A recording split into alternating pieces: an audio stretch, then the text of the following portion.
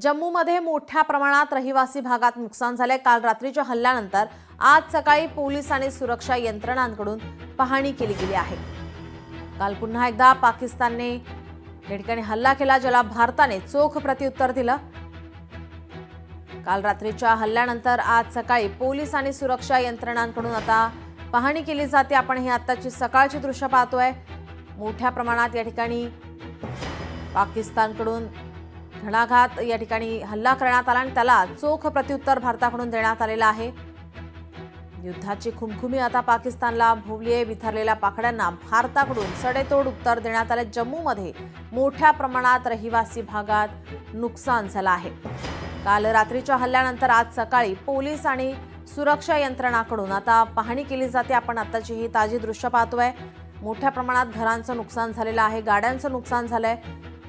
आता या ठिकाणी पोलीस आणि सुरक्षा यंत्रणा दाखल झालेली आहे। त्यांच्याकडून आता या संपूर्ण परिस्थितीचा आढावा घेतला जात आहे। आपण ही ताजी दृश्य पाहतोय सकाळची।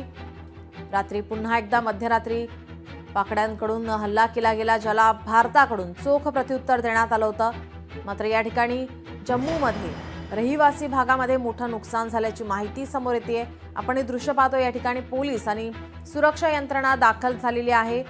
या ठिकाणी कोणकोणत्या भागामध्ये नुकसान झालंय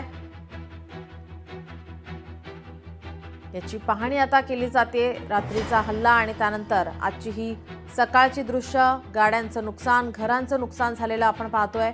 जम्मूमधील ही दृश्य आहेत। पोलीस आणि सुरक्षा यंत्रणा या ठिकाणी पाहणी करतायत। पाकड्यांकडून रात्री हल्ला केला गेला आणि त्याला भारताने चोख प्रत्युत्तर दिले। मात्र यामध्ये जम्मूतील रहिवासी यांचं या ठिकाणी नुकसान झालेलं आहे।